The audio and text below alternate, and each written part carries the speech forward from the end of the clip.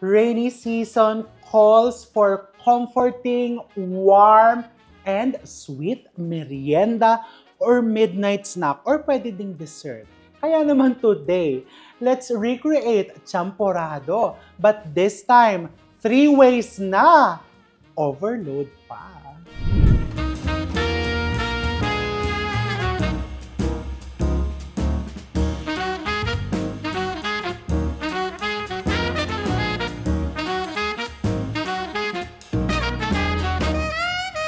I'm boiling water. This is for my ube champorado. This is for my pandan, buko pandan champorado, and this is for my classic. Oy, meron po akong purple na Le Creuset ha. Ayun no, pakita mo. Kaso masyado pong malaki, kaya etong maliliit ang aking gagamitin. Ayan, so nagkukuluan na yung mga tubig natin. And I'm going to put my malagkit. Hinugasan na po namin itong malagkit. Ayun na. Yung mga tig 2 cups na hugas na ano. Tigwa 1 and 1/2 cups.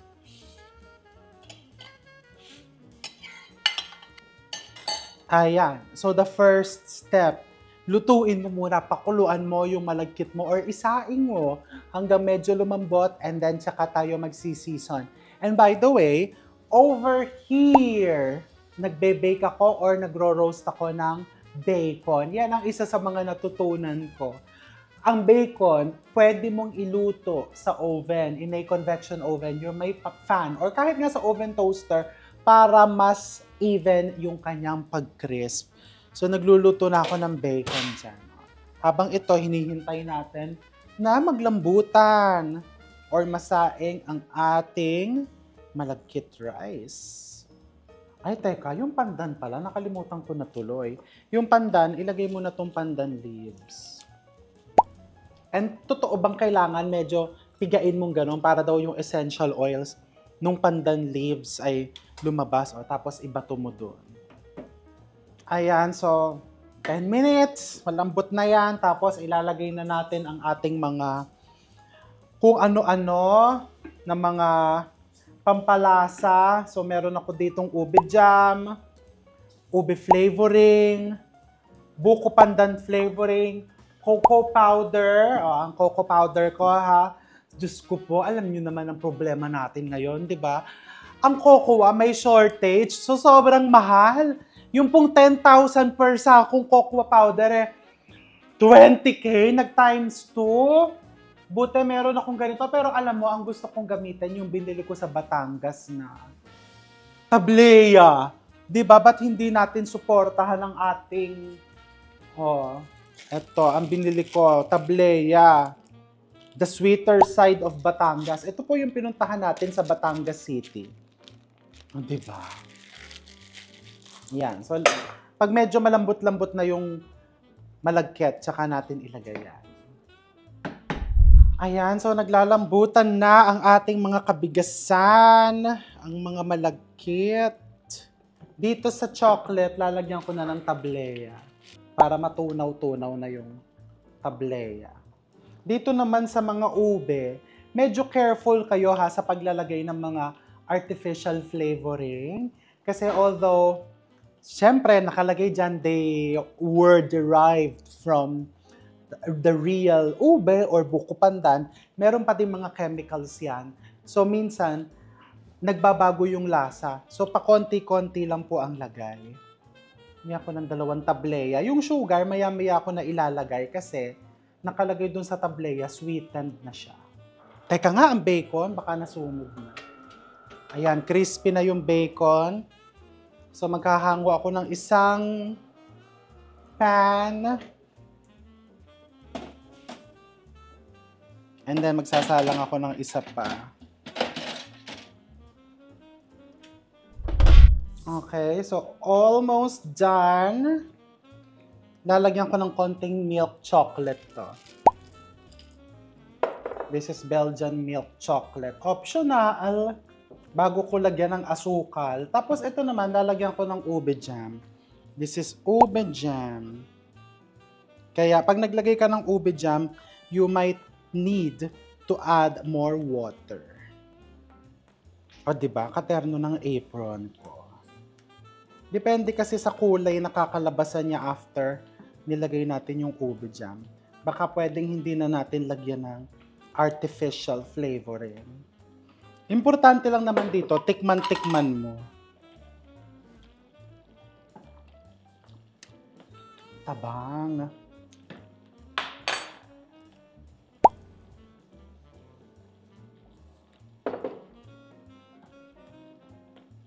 Etong pandan, ang ilalagay ko, washed sugar. Tansya-tansya po lahat to, ha? Wala pong exact measurement.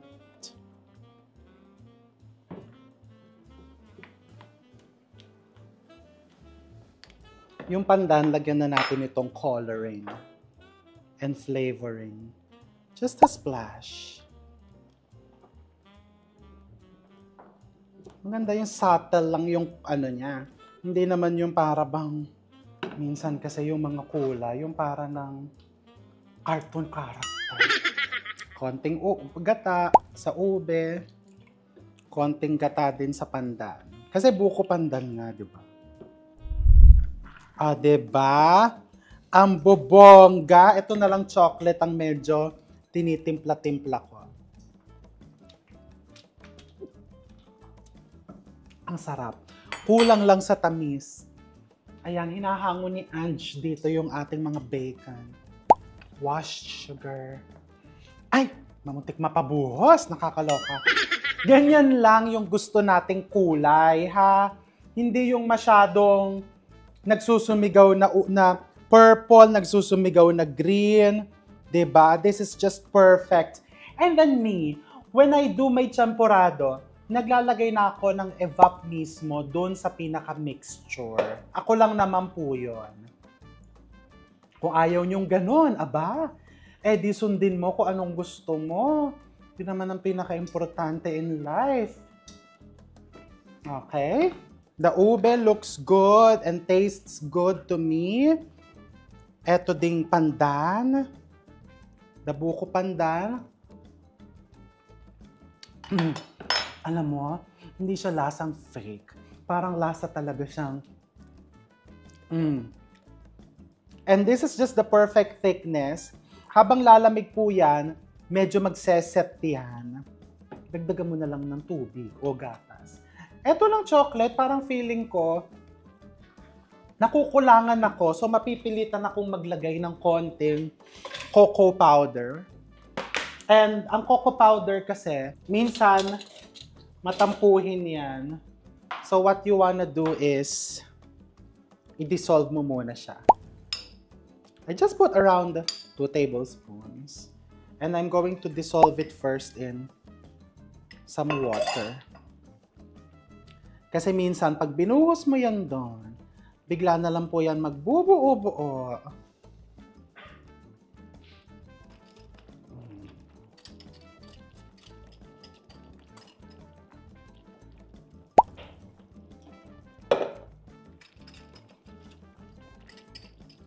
O, diba? Ang mga champurrado natin ay for everyone.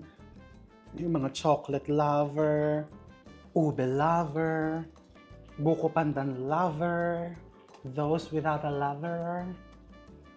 Start cooking champurrado so you'll get a lover. Give it a final taste.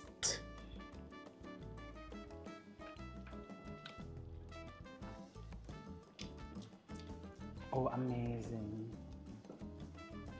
Lasang sosyal. Binuhos ko na lahat yung milk chocolate.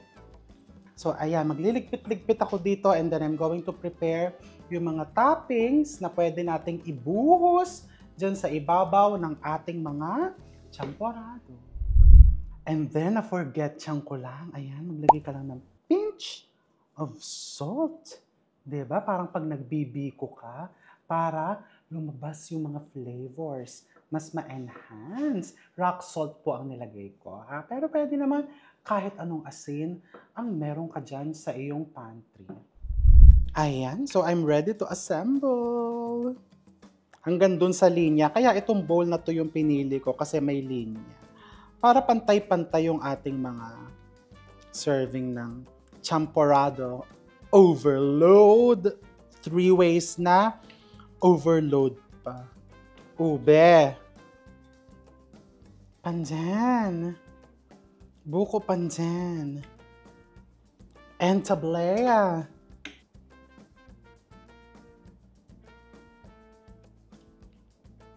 Okay, so lagyan natin, this is daing na biya.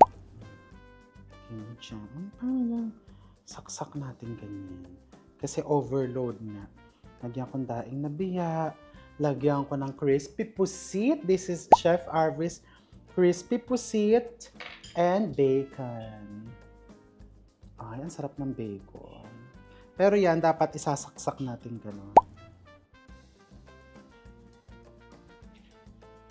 O, diba? Pagka in-oven mo, hindi ka na napilansikan.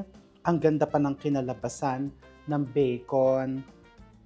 Daing. And then, yung ube, bakit hindi natin lagyan yan ng Eden cheese? Diba? Hindi tinipid sa pagmamahal yan.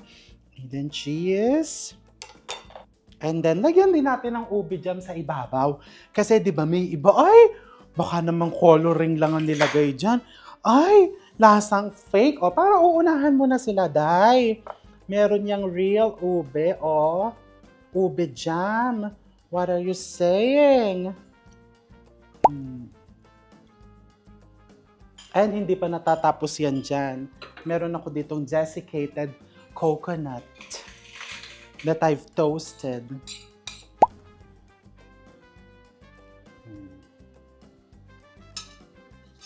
And for the buko pandan, what I want to put here, I have here pinipig. So what's pinipig? Yan yung rice na flattened rice and then they toasted it para may texture. Tapos, on top of the pinipig, lagyan natin ng makapuno.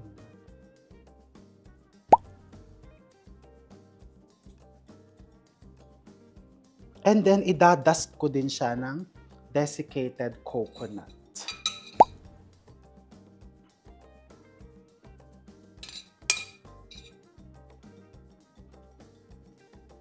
O, diba? And then, ang suggestion ko, kahit nilagyan na po natin ito, diba? Nilagyan na po natin kanina ng evaporated milk and coconut milk, pwede mo pang lagyan ng splash. Kasi kasama po yan sa kagandahan ng champorado. Okay, this is coconut milk. Oy, suggestion ko po, pag po lalagyan nyo po ng coconut milk ito, ang gamitin nyo po yung nakalata. Yung pinakuluan, okay lang po yung fresh. Pero kapag po pang-garnish, nakalata po ang ilagay nyo. Ito po, nakalata na po ito. And then more pinipig. Isn't it bongga? Hindi pala bongga. Parang nakukulangan pa ako ng... Diba? Isn't it bongga? Ang dali-daling gawin, but you can make it extra special. Diba? So kung meron kang catering business, you have a restaurant, kasi nowadays, or simply wala kang catering business, wala kang restaurant, kaya bakit ba? Eh di sa bahay mo gawin, di ba? I-serve mo sa pamilya mo, i-serve mo sa sarili mo, sa kapitbahay mo, lalo ngayong ayan, ang weather ay medyo gloomy na, tag-ulan, para mapasaya mo ang maraming tao. Di ba? Nainggit ka na, no? Gumawa ka na. Ayan, tikman na natin. And eto, dear, halika dito. Nakita mo naman, busy Wednesday. Not enough. Hindi sapat. Ano ba yung sabihin niya? Not enough coffee. Busy nga ako eh. Tinatanong ko, dear, ano ibig sabihin yung t-shirt mo? Kasi nakalagay, busy Wednesday, not enough coffee. Tama ba? Ngayon ko lang naintindihan. Yung sa sobrang busy ko, na kahit uminom ka na maraming gabi, ano mo yun? Ano? Yung kulang pa din yung oras para sa mga ginagawa ko. So, sobrang dami talaga ng ginagawa That's ko. so sad. That's so sad. Kaya ako, napadaan lang ako dito, kumain lang ako. Eh bakit sabi Tapos- nung kasambahay naririnig yung kwarto mo eh? Nanonood ka lang ng Korean novela doon. Walang ganun. May gano'n, nanonood daw ka ng Korean novela, tsaka yung, ano yan? Can't Take Me Love, ano yan? Can't buy me love. Wala, tapos na yun. Can't buy me Can't love. Buy Me Love. O yun daw, pinapanood Dati po mo yun pa ulit-ulit ha. Halika, tikman mo na lang to. Gumawa ko ng champorado, 3 ways na, overload pa. Ayan dear, tikman mo, anong gusto mong unahin? Eto. Ako din. Ayan, kumuha ka na. Ako dito na mismo. Ay, hindi. Kasi maano to eh. Masyadong dark na yan. So, dito ako mag-uumpi. Dapat hindi ka sa dark nag-uumpisa. Light. Dito muna sa light. Diba? Pinakulo ko talaga yan sa dahon ng pandan. Parang ginatang mais.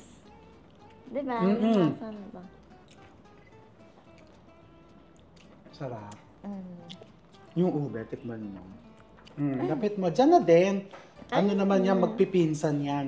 Yung chocolate na ibubukod natin.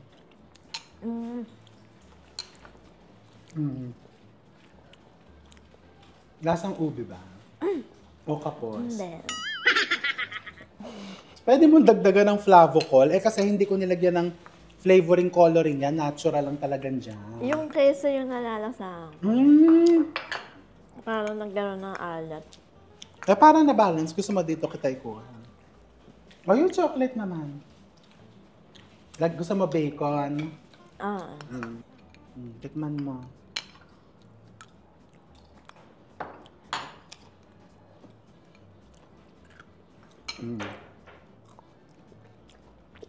Sarap. Ang sarap, di ba? Yung bacon, ang sarap. Ang ginamit ko dyan, tablea. From Batangas. Ano ang pinaka-favorite mo dito sa tatlo? Eto. Itong dalawa gusto ko talaga to. Ayan, dalawa. Etong hindi Yung ube, hindi mo Hindi masyadong gusto. type. Talagang normal yan. Maski pag sinerve mo to sa business mo, or sa pamilya mo, di ba? Meron talaga may magugustuhan, may hindi magugustuhan. But at least, you were able to give them variation, di ba? It's for everyone, di ba? O, imbitahan mo sila na panoorin tong ating champurado 3 ways overload vlog at gayahin din nila. Ikaw, anong gusto mo dito? Ito. Ayan. Kasi ang champurado naman, kahit naman anong flavors ang ilabas mo, ang mga tao babalik at babalik pa din yan dito sa klase. One of the reasons why naglalabas tayo ng ibang flavors is for the spice. Alam mo yun, pag medyo nagsasawa ka na, ay, ayaw ko na yan, meron ka ibang pagpipilian, pero talagang babalik ka pa din dun sa original. Oo. Kaya nga nagustuhan ko to. Kasi lasang, ginatang mais. Di ba? Light lang yung lasa Yung niya. naalala ko yung ginatang mais. Oo. Dito. Tsaka yung ginatang munggo, di ba? Yung Oo, masarap nga yung ginatang malagkit munggo. din yon. Ganon yung lasa nito. Ito kasi parang bago sa Bago sa panlasa mo. Yung parang may keso. Tapos, yun. Actually. Invite mo sila, gumawa sila ng champurado, 3 ways overload. Ini-invite ko kayo na magluto na ng champurado, 3-way, 3 ways Three ways. na overload tapos pa. overloaded pa. Masarap talaga, lalo na tong dalawa na to. Tapos magpapaalam ka na kasi di ba busy Wednesday ka, not enough coffee. So, kailangan ko nang mag-work ulit. Kasi nga, ang dami kong work eh. Oh my God. So, talagang Best of luck, my dear. kumain lang talaga ako. Kahapon Magpapa-room nga eh. service ka na lang mamaya. Oo, kahapon niya, alas 4 na ako nag-lunch. So, sobrang busy talaga. Tinatanong ba nila? di ba? Wala akong ginagawa. Okay, I'm gonna see you Ang totoo. soon. Oh, yun na, ganun na. Sobra talaga. Sige, ganun na. Sana.